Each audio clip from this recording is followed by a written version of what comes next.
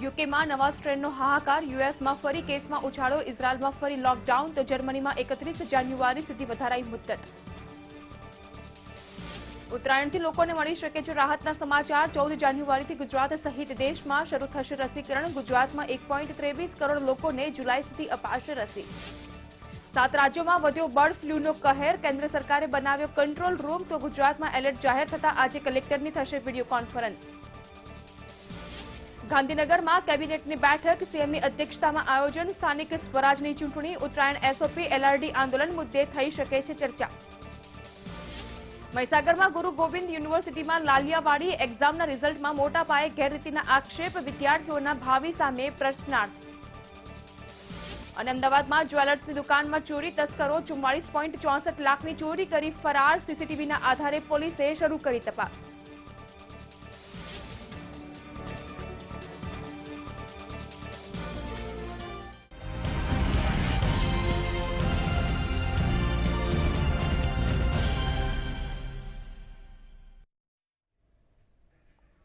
નમસ્કાર, મંતવ્ય મધ્યાહન સાથે હું છું જાગૃતિ। બુલેટિનમાં સૌપ્રથમ વાત કરીએ સુરતની ન્યૂ સિવિલ હોસ્પિટલમાં સફાઈ કર્મીઓ પોતાની માંગ પર અડગ અને હડતાળનું શસ્ત્ર ઉગામીને બેઠા છે, જેને કારણે સિવિલ હોસ્પિટલના દર્દીઓ અને પરિવારજનોમાં રોષ તેમજ તેઓને હાલાકી વેઠવાનો વારો આવી રહ્યો છે। રજૂઆત કરતી વખતે એક મહિલા કર્મચારી બેભાન થઈ ગઈ છે। આ સમગ્ર ઘટનાક્રમમાં પોતાની વિવિધ માંગ ઉપર અડગ છે સફાઈ કર્મીઓ। મહિલાને અન્ય કર્મચારીઓએ સારવાર આપી માનસિક તાણમાં મહિલા બેભાન થઈ હોવાનો આરોપ કરવામાં આવી રહ્યો છે। ત્યારે આ સમગ્ર ઘટનાક્રમ વિશે વધુ વિગત આપી રહ્યા છે સુરતથી અમારા સંવાદદાતા સંજય, હાલ આ સમગ્ર હડતાળને લઈને શું વધુ અપડેટ, કારણ કે એક મહિલા બેભાન થઈ હોવાના સમાચાર પણ સામે આવી રહ્યા છે।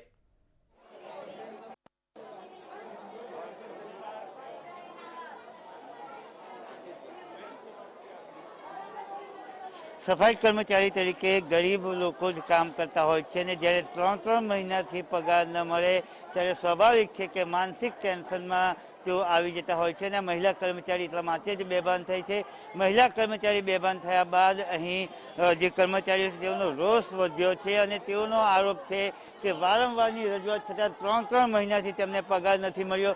જોકે પ્રશાસન દ્વારા, સિવિલના સત્તાધીશો દ્વારા તેમને જૂના જે પગાર છે એ પ્રમાણે પગાર આપવાની વાત થઈ, પરંતુ નવા જીઆર પ્રમાણે તેઓને પગારની માંગણી તેઓ કરી રહ્યા છે।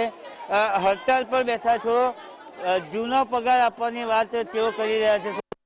नहीं सर, 7,000 में क्या होने रहा है? मेरे को 18,000 पगार है, ऊपर से सर पगार भर के आया है 18,000। नहीं, हमको कोविड में ड्यूटी किया है, कोविड में भी ड्यूटी किया, सबको के 8,000 9,000 आया, मेरा 5,000 आया, 4,000 आया, फिर नहीं आया सर मेरा अभी। જૂના અને નવા પગારમાં શું ફરક છે? नहीं फर्क है ना सर, फर्क है। चाहिए ना, जो पगार जब रोक लिए कि हम नवा पगार देंगे तो नवा पगार देना चाहिए। કેટલો ફરક પડે છે? बहुत फर्क पड़ा थी। तो એક મહિલા કર્મચારી આપની સાથે જે હતા એ બેભાન થઈ ગયા છે, એમને માનસિક અસર છે એવું પણ કહી શકાય। क्या कारण से ये लोग रोके हैं पगार? कारण है कि 2 महीने से पगार रोक के रखे हैं। अगर नवा पगार नहीं देना था तो पगार क्यों रोक के रखे हैं? जब हगामा हुआ तो साहब भी आने लगे, और जब नहीं हगामा हुआ था तो साहब कहाँ गए थे? पगार करना चाहिए ना सर, कि हम आसी तमिल लोग के हम पगार देंगे। સિવિલ વાળા એવું કહે છે કે 3 વાગ્યા સુધીમાં જૂનો પગાર આપને મળી જશે। नहीं सर, हमको नया पगार चाहिए सर, और पगार बढ़ के चाहिए। 7,000 में कुछ होने वाला नहीं है सर। हम लोग बहुत देर मेहनत करते हैं सर, हमको कुछ नहीं है, छोटा छोटा बच्चा है सर, हम कैसे हम करेंगे? કર્મચારીઓનો જે રોષ છે એ રોષ ચોક્કસ જોઈ શકાય છે, કારણ કે તેઓને પગાર તેમનો નથી મળ્યો। પગાર માટે તેઓ વલખા મારી રહ્યા છે અને આવી પરિસ્થિતિમાં જે સિવિલ પ્રશાસન છે તે પ્રશાસન પણ એમને સમજાવટ પતાવટની વાત કરી રહ્યું છે, પરંતુ આપ જે પ્રમાણે જોઈ રહ્યા છો કે મહિલાઓ કર્મચારીઓ અહીં બેઠા છે, સફાઈ કર્મચારીઓ છે અને સાથે સાથે તેઓ પોતાની માંગણી સાથે અલગ થઈને બેઠા છે। જોકે સિવિલ પ્રશાસન દ્વારા તેમને જૂનો પગાર આપવાની વાત કરી હતી, બપોરે 3 વાગ્યા સુધીમાં તેમને પગાર મળી જશે તેવી તેમણે બાંહેધરી આપી હતી, પરંતુ નવો જીઆર આવ્યો હતો। નવો જીઆર પ્રમાણે છેલ્લા 3 મહિના પહેલા જીઆર આવ્યો હતો અને એ નવા જીઆર બાદનો જ પગાર તેમનો બાકી છે તેવું કર્મચારીઓ કહી રહ્યા છે. ત્યારે સિવિલના સત્તાધીશો શું કહે છે, કારણ કે જૂના પગાર અને નવા પગારનો જ વિવાદ ઊભો થયો છે. જૂના જીઆર પ્રમાણે તેમનો પગાર ધારો કે 10,000 રૂપિયા હતો, તો નવા જીઆર પ્રમાણે 15,000 થી 16,000 જેટલો પગાર થવા જઈ રહ્યો છે અને આ પગાર તેમને માંગણી છે કે નવા જીઆર પ્રમાણે પગાર મળવો જોઈએ. ત્યારે સિવિલના જે સત્તાધીશો છે તેઓ પણ સમજાવટ પતાવટ વાત કરી રહ્યા છે, પરંતુ હવે સમજાવટ ક્યારે થશે તે એક સૌથી મોટો મુદ્દો છે. સાહેબ, કર્મચારીઓની માંગણી તો આપણે સ્વીકારી હતી જૂના પગારને લઈને, પરંતુ હવે તેઓ જીદ પકડીને બેઠા છે કે નવો પગાર જોઈએ. શું વિવાદ છે? નવો અને જૂનો પગારમાં કોઈ ફેર પડવાનો નથી. એ ફક્ત પગારની વહેંચવાની પદ્ધતિ સરકાર તરફથી બદલાઈ છે કે જેથી એસ્ક્રો એકાઉન્ટમાં જાય અને કર્મચારીના પગારમાં જે ડિલે થાય અથવા એમના પીએફનું એકાઉન્ટમાં સમયસર ન જમા થાય એવી જે ફરિયાદો ઉઠતી હતી, સુરતમાં તો એ ફરિયાદો બહુ ઓછી હતી પણ અન્ય શહેરોમાં હતી એવું સરકારના ધ્યાને આવેલ હશે, જેથી સરકારે નવી પદ્ધતિ એસ્ક્રો એકાઉન્ટથી કરવાનું કહ્યું હતું. પણ એના ખોલવામાં બેંક સાથે કેટલીક ટેકનિકલ મુશ્કેલીઓ હોવાથી એ થઈ શકેલ નથી, જેથી સરકારે આજે રજૂઆત કરીને સરકાર પાસેથી મંજૂરી લીધી છે કે બંને મહિનાનો પગાર એમને જૂની પદ્ધતિ પ્રમાણે કોન્ટ્રાક્ટર તરફથી ચૂકવી દેવામાં આવે. કોન્ટ્રાક્ટરના એકાઉન્ટમાં નાણાં ટ્રાન્સફર થઈ ગયા છે, એમના તરફથી બેંકને સૂચના અપાઈ ગઈ છે, એટલે નવેમ્બરનો મહિનાનો પગાર તો થોડી મિનિટોમાં થઈ જશે. ડિસેમ્બરનો પગાર પણ એ લોકો બિલ અત્યારે ત્યાં બેંકને આપી રહ્યા છે ડિટેલ, એટલે સાંજ સુધીમાં થઈ જશે એવી આશા છે. ઘણી બધી સમજાવટ આપણે ઘણા બધા સમજાવ્યા કર્મચારીઓને, પણ છતાં હજુ હડતાલ સમેટાઈ નથી રહી. આજે 1 મહિનાનો પગાર મળશે અને બંને મહિનાનો આજે સાંજ સુધીમાં મળી જશે, છતાં કર્મચારીઓ સમજતા નથી. બીજી શું માંગણી છે એમને? કદાચ એમને ત્યાં કોઈકે એવી અફવાઓ ફેલાવી છે, એવી ખોટી હૈયાધારણ આપી હશે કે પગાર વધીને આવવાનો છે. એવી કોઈ વાત સરકાર તરફથી ક્યારેય થઈ નથી. કેટલાક તત્વો દ્વારા એવી ખોટી અફવાઓની વચ્ચે ફેલાવી હોઈ શકે. અમે સમજાવવાની કોશિશ કરી રહ્યા છીએ કે સરકાર તરફથી પગાર વધારવાની વાત થઈ જ નથી. કોન્ટ્રાક્ટ નવી જે પગાર વહેંચણીની પદ્ધતિ જ બદલાઈ છે, એમાં કોન્ટ્રાક્ટરનું કમિશન થોડું ફેરફાર થયો છે, ઘટ્યું છે, પરંતુ કર્મચારીનો પગાર વધારવાની ક્યાંય કઈ વાત સરકારના આદેશમાં નથી. 3 કલાકથી આ હડતાલ ચાલી રહી છે. સરકાર અને કર્મચારીઓ વચ્ચેની આ લડાઈ છે, તેમાં પેશન્ટ દર્દીઓ હેરાન થઈ રહ્યા છે. દર્દીઓ, અમને સૌથી વધારે દુઃખ એનું જ છે. કર્મચારીઓને પણ પગાર નથી મળતો એ પણ દુઃખની વાત છે. સરકારને વારંવાર રજૂઆતો કરી અને જે કરી શકાય અમારી કક્ષાએથી, અમારા લિમિટેશન્સને ધ્યાનમાં રાખીને જે કરી શકાય બધું કરીએ છીએ. દર્દીઓની સારવારમાં તકલીફ પડી રહી છે, એટલે જ અમે વારંવાર એમને વિનંતી કરી રહ્યા છીએ કે કરી જાઓ. સરકારના કાયમી કર્મચારીઓ ખૂબ ઓછા હોવાથી બધા વોર્ડમાં પહોંચવાનું શક્ય નથી અત્યારે અમારા માટે, એટલે અમે આપના માધ્યમથી ફરી એક વખત અપીલ કરી શકીએ કે તમારો પગાર આજ સાંજ સુધીમાં બંને મહિનાનો થઈ જશે તો કામ પર ચડી. એ પ્રમાણે ડૉક્ટર નિમિષ વર્મા કહી રહ્યા છે કે સાંજ સુધીમાં હડતાલનો સુખદ અંત લાવવાના પ્રયાસો સરકાર અને સિવિલ પ્રશાસન દ્વારા કરવામાં આવી રહ્યા છે. ત્યારે આ હડતાલ વહેલી તકે સંકેલાય અને દર્દીઓની તકલીફ જે છે એ દૂર થાય તેવા પ્રયાસો હાલ ચાલી રહ્યા છે. જી, આભાર સંજય તમામ વિગત બદલ. તો સુરતના આ દ્રશ્યો કે જ્યાં સિવિલ હોસ્પિટલના સફાઈ કર્મીઓ પોતાની અડગ માંગ ઉપર હડતાળ પર બેઠા છે.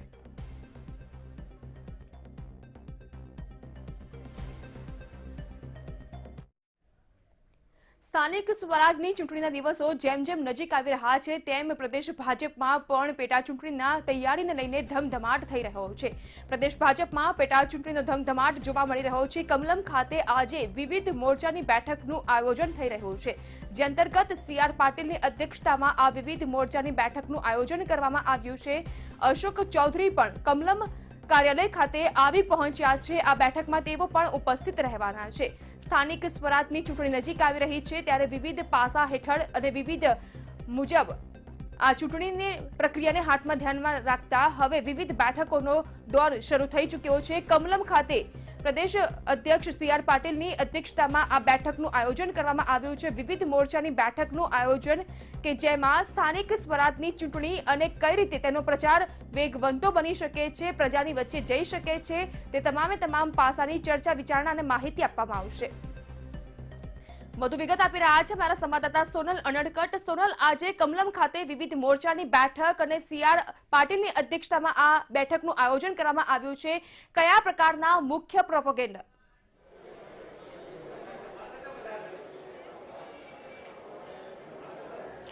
જી, અમે અત્યારે કમલમ કાર્યાલય ખાતે છીએ અને ભાજપમાં સ્થાનિક સ્વરાજની ચૂંટણીનો હવે ધમધમાટ શરૂ થઈ ગયો છે તેવું કહી શકાય, કેમ કે ગઈકાલે જ આઈટી સેલ અને સોશિયલ મીડિયાની બેઠક હતી અને સાથે સાથે જ મીડિયા વિભાગની એટલે કે પ્રવક્તાઓની બેઠક હતી, જેમાં પ્રદેશ અધ્યક્ષ સી.આર. પાટીલની અધ્યક્ષતામાં બેઠકો યોજાઈ હતી. અને હવે આજે તમામ ભાજપના જે મોરચાઓ છે, 7 મોરચા છે, તે 7 મોરચાના તમામ પ્રમુખો જે છે તેની સાથે આજે સી.આર. પાટીલની અધ્યક્ષતામાં અત્યારે બેઠક ચાલી રહી છે, જેમાં જે સંગઠન મહામંત્રી છે ભીખુ દલસાણિયા તેઓ પણ હાજર છે, આઈ.કે. જાડેજા પણ હાજર છે અને તમામ લોકો આ સંદર્ભે હાલ બેઠકમાં માર્ગદર્શન આપી રહ્યા છે. આગામી દિવસોમાં જ્યારે સ્થાનિક સ્વરાજની ચૂંટણી માથા પર છે ત્યારે હવે સ્થાનિક સ્વરાજની ચૂંટણીમાં લોકો સુધી વધુને વધુ કઈ રીતે પહોંચવું તે સંદર્ભે જે રણનીતિ છે તે તૈયાર કરવામાં આવી રહી છે આ બેઠકમાં, જેમાં મોરચાઓની ભૂમિકા સૌથી મહત્વની માનવામાં આવી રહી છે, કેમ કે યુવા મોરચો, મહિલા મોરચો, કિસાન મોરચો, અનુસૂચિત જાતિ અને જનજાતિના મોરચા, તમામ જે 7 મોરચાઓ છે તેના અધ્યક્ષો અત્યારે આ બેઠકમાં હાજર છે અને મોરચા મારફત યુવાનો સુધી, મહિલાઓ સુધી અને અનુસૂચિત જાતિ જનજાતિ સુધી સરકારની જે યોજનાઓ છે અને જે કામગીરી છે તેને વધુમાં વધુ કઈ રીતે પહોંચાડવી, અસરકારક રીતે કઈ રીતે પહોંચાડવી અને સાથે સાથે સોશિયલ મીડિયા અને આઈટીના ઉપયોગથી અને વધુમાં વધુ લોકો સુધી કઈ રીતે પહોંચવું તે સંદર્ભે જે રણનીતિ છે તે આ બેઠકોમાં તૈયાર કરવામાં આવી રહી છે. અને તે અંતર્ગત જ આજે યુવા મોરચાઓ અને તમામ જે 7 મોરચા છે તેની સાથે આજે સી.આર. પાટીલ બેઠક કરી રહ્યા છે અને હવે આગામી દિવસોમાં તમામ મોરચાઓ જે છે તે કઈ રીતે કામગીરી કરશે સ્થાનિક સ્વરાજની ચૂંટણીમાં તેની એક રૂપરેખા અને એક રણનીતિ હાલના તબક્કે તૈયાર કરવામાં આવી રહી છે. કેમ કે જો બેઠકોની વાત કરીએ તો તાલુકા પંચાયત અને જિલ્લા પંચાયતમાં કોંગ્રેસ લાંબા સમયથી ટકી રહી છે, એટલે હવે તેનું જે શાસન છે તે નાબૂદ કરવા માટે થઈને ભાજપે આ બેઠકો અંકિત કરવા માટે થઈને અથાગ પ્રયત્નો કરવા પડશે અને તેમાં મોરચાઓ છે તે પણ સૌથી મહત્વની ભૂમિકા ભજવવાના છે, કેમ કે સામાન્ય નાગરિક સુધી મોરચાના જે યુવાનો છે તે પહોંચવાના છે અને તેમના સંપર્કમાં રહી શકે તે અંતર્ગતની તમામ જે રણનીતિ છે તે તૈયાર કરવામાં આવી રહી છે.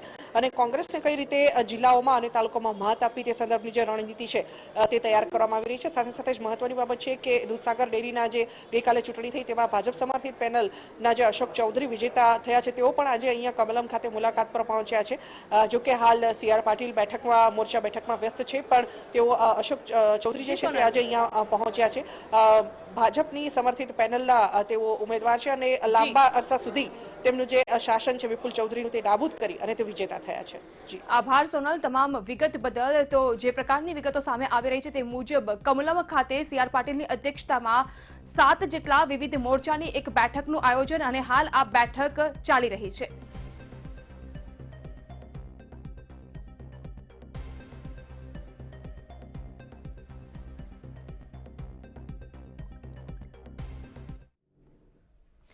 બીજી બાજુ જો વાત કરવામાં આવે તો અમદાવાદમાં પણ કોંગ્રેસ કાર્યાલય ખાતે આજે બેઠકનો ધમધમાટ. સ્થાનિક સ્વરાજની ચૂંટણી નજીક આવી રહી છે ત્યારે બંને મુખ્ય રાજકીય પક્ષ ભાજપ અને કોંગ્રેસ દ્વારા હવે વિવિધ બેઠકોનો ધમધમાટનો દોર શરૂ કરી દેવામાં આવ્યો છે. પ્રદેશ પ્રભારી રાજીવ સાતવની અધ્યક્ષતામાં કોંગ્રેસ કાર્યાલય ખાતે મહત્વની બેઠકનું આયોજન. આજે આદિવાસી સમાજના નેતાઓ સાથે તેઓ બેઠક કરશે અને તેમાં વિવિધ મોરચે તેઓ રણનીતિ ઘડીને સમીક્ષા પણ કરશે, ચર્ચા વિચારણા કરવામાં આવશે. અમદાવાદમાં કોંગ્રેસ કાર્યાલય ખાતે આજે મહત્વની બેઠકનું આયોજન થઈ રહ્યું છે.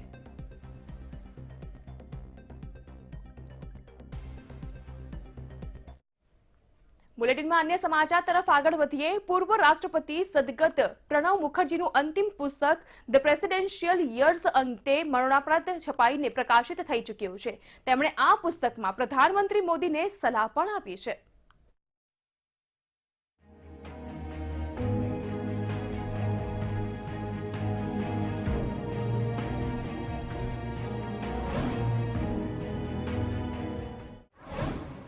સદગત પ્રણવ દાનું અંતિમ પુસ્તક પ્રકાશિત. પ્રણવ દાની પ્રધાનમંત્રી મોદીને સલાહ. અસંતુષ્ટોનો અવાજ સાંભળે પ્રધાનમંત્રી. પ્રધાનમંત્રી સંસદનો મંચની જેમ કરે ઉપયોગ. સરકારને અહંકાર હોવાનું પણ તેમણે લખ્યું.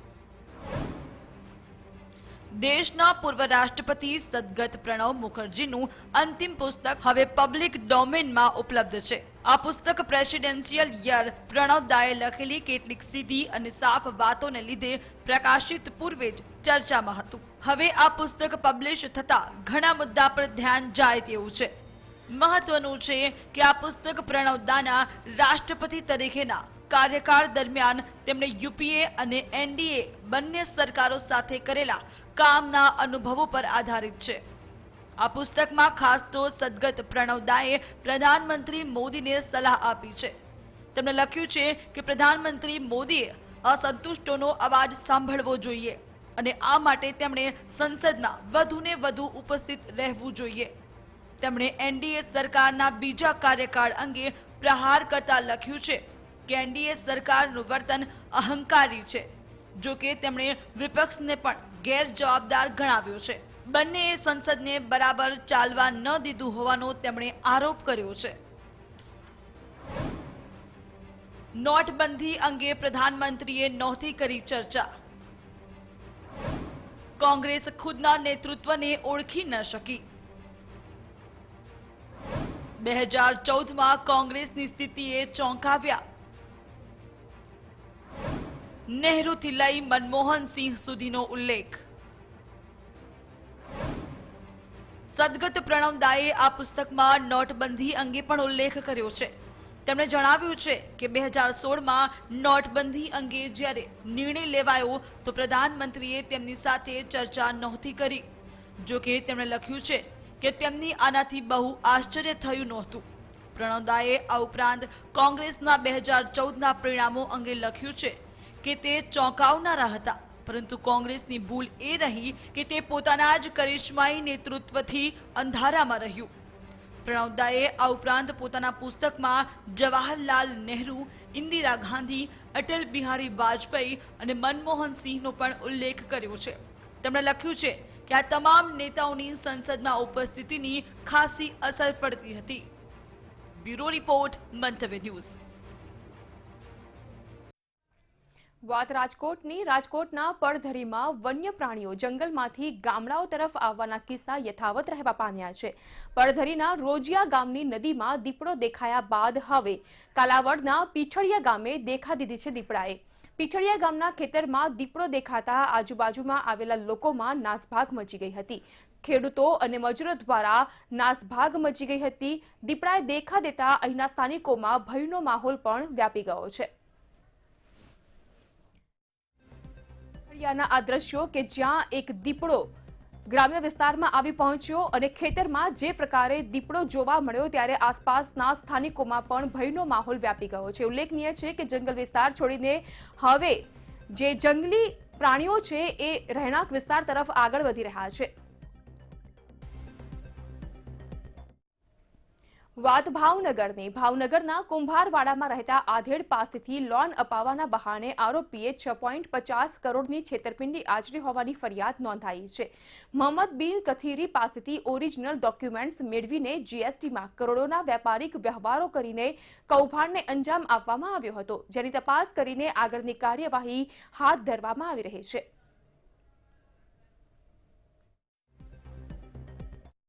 દસ્તાવેજ અસલ મારા દસ્તાવેજ ઉપર એને મોટું કૌભાંડ કર્યું છે અને ખારમાં મારી 3 કંપની બોલે છે એવું જીએસટીનું લખાણ છે. 3 કંપની બોલે છે એવું મારું લખાણ છે. પણ ખારમાં તમે કોઈને પણ પૂછી લ્યો કે મારી કંપની હું મારે ખાવા માટે અત્યારે ફાંફા પડે એ જરૂર છે તો મારી કંપની ક્યાંથી આવી? એમના ઓળખીતા મોહિન મિયા સૈયદ દ્વારા એમને લોન આપવાના બહાને એમના તમામ જે ઓરિજિનલ દસ્તાવેજો છે એ દસ્તાવેજો એમની પાસેથી લેવામાં આવેલા અને એમને લોન આપવાનું વચન આપવામાં આવેલું. એના લગભગ 2.5 વર્ષ બાદ જે ફરિયાદી છે એમને જીએસટી ડિપાર્ટમેન્ટ તરફથી એમના નામે જીએસટી નંબર અલોટ થયા હોવાની એક રિસિપ્ટ એમના ઘરે મળતા ફરિયાદીએ વધુ તપાસ કરતાં એમને જાણવા મળેલું કે જે ઓરિજિનલ દસ્તાવેજો એમને સબમિટ કરાવેલા એના આધારે એમના નામ પર એક જીએસટી નંબર અલોટ કરવામાં આવેલો છે અને એ જીએસટી નંબરના આધારે લગભગ 6.5 કરોડ રૂપિયાનું ટ્રાન્ઝેક્શન થયેલું છે. એ મુજબની ફરિયાદીએ બોધડા પોલીસ સ્ટેશન વિસ્તારમાં નોંધાવતા ભાવનગર પોલીસે ફરિયાદ નોંધી અને લોકલ ક્રાઇમ બ્રાન્ચ ભાવનગરે આગળની તપાસ હાથ ધરી છે. બીજી બાજુ બનાસકાંઠાના વડાવલ ગામે શૌચાલય કૌભાંડ સામે આવ્યું છે, જેને લઈને તાલુકા વિકાસ અધિકારીએ 9 જેટલા શૌચાલયના નાણાં પરત વસૂલ કરવા માટે હુકમ કર્યો છે. યાદીમાં સમાવિષ્ટ ન હોવા છતાં પણ નાણાં ચૂકવવામાં આવ્યા છે. શૌચાલયને ગામના લોકો દ્વારા અરજી કરવામાં આવતા આ સમગ્ર કૌભાંડ હવે છતું થયું છે.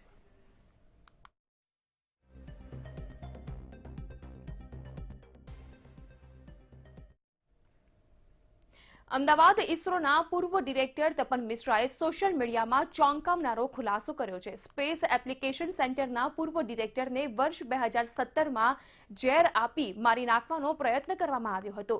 જીવ પર જોખમ હોવાથી સેફટીને લઈને ઇસરોના વૈજ્ઞાનિક તપન મિશ્રાના નિવાસસ્થાને CISFના જવાનો તૈનાત કરી દેવાયા છે. નિવાસસ્થાનની આસપાસ ચુસ્ત પોલીસ બંદોબસ્ત પણ ગોઠવી દેવાયો છે.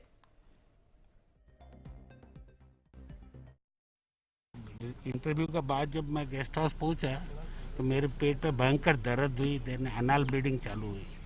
ये रुका नहीं, ऑलमोस्ट 2 दिन मेरे को कॉटन लगा के अहमदाबाद वापस आना पड़ा 2 दिन बाद.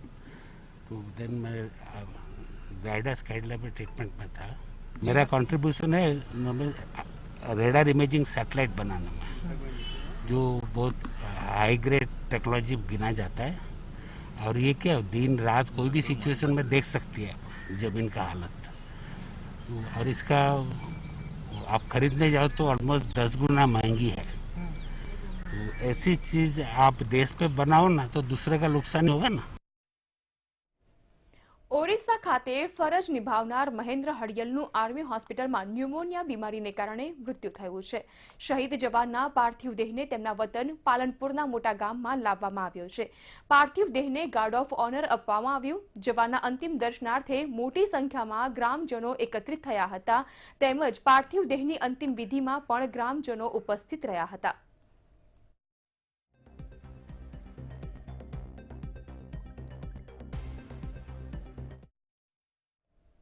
કોરોનાના નવા સ્ટ્રેનને કારણે દેશ સહિત વિશ્વભરમાં હાહાકાર મચ્યો છે. ઇઝરાયલમાં કોરોનાના નવા સ્ટ્રેનના 30 જેટલા કેસ સામે આવ્યા છે, જેને પગલે ઇઝરાયલમાં નેતન્યાહુએ ઇમરજન્સીની સ્થિતિ ગણાવતા ફરી એક વખત લોકડાઉન જાહેર કર્યું છે.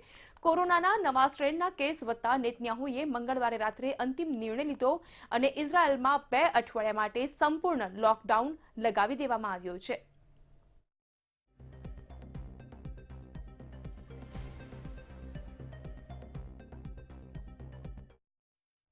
કોરોના વાયરસનો કહેર હજુ થમ્યો નથી. દેશભરમાં કોરોના વાયરસના સંકટને ખાળવા માટે સરકાર દ્વારા વેક્સિનને મંજૂરી આપવામાં આવી છે.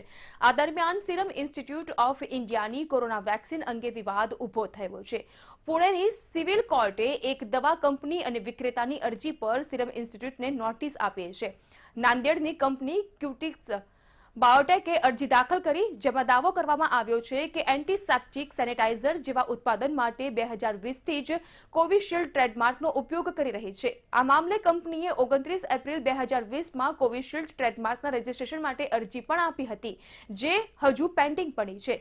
તો સિરમ ઇન્સ્ટિટ્યૂટ ઓફ ઇન્ડિયાના CEO અદાર પુનાવાલાએ કોવિશિલ્ડ વેક્સિનને સંપૂર્ણપણે સુરક્ષિત ગણાવી છે.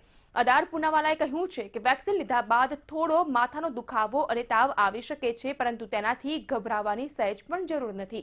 અમારો દાવો છે કે ટ્રાયલ થઈ ચૂક્યું છે. વેક્સિનની કોઈ પણ પ્રકારની આડઅસર થતી નથી.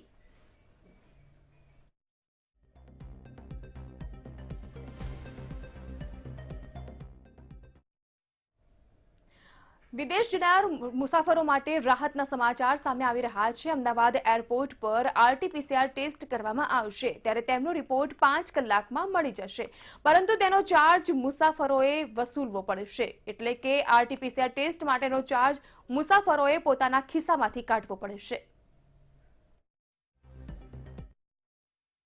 અમદાવાદ એરપોર્ટ પર અત્યાર સુધી જે રેપિડ ટેસ્ટ છે તેની જ સુવિધા ઉપલબ્ધ હતી, પરંતુ હવેથી કહી શકાય કે હવેથી જે મુસાફરો છે કે જે અમદાવાદ એરપોર્ટ પરથી ખાસ કરીને વિદેશ જતા જે મુસાફરો છે તે માટે હવે રાહતના સમાચાર આવી રહ્યા છે. હવેથી મુસાફરોને એરપોર્ટ પર જ RT-PCR ટેસ્ટની જે વ્યવસ્થા છે તે વ્યવસ્થા કરી દેવામાં આવી છે. બીજી તરફ જો વાત કરવામાં આવે તો આ જે RT-PCR ટેસ્ટ છે તેની વ્યવસ્થા ખાસ કરીને એક ખાનગી કંપનીને આપવામાં આવી છે, એટલે કે કહી શકાય કે 24 કલાક બાદ આજે RT-PCR કોરોનાનો જે ટેસ્ટ છે તેનો રિપોર્ટ મુસાફરોને 24 કલાકની અંદર જ પોતાના મોબાઈલમાં આપવાનો રહેશે. બીજી તરફ કહી શકાય કે મુસાફરો પાસેથી ખાનગી કંપની આજે RT-PCR ટેસ્ટ છે તેનો ચાર્જ પણ વસૂલશે, પરંતુ જે રીતે કોરોના વાયરસનું સંક્રમણ વધી રહ્યું છે ત્યારે કહી શકાય કે મુસાફરો માટે સારા સમાચાર જે છે તે સામે આવી રહ્યા છે. કેમેરામેન સંદીપ ત્રિવેદી સાથે માનસી પટેલ, મંતવ્ય ન્યૂઝ, અમદાવાદ.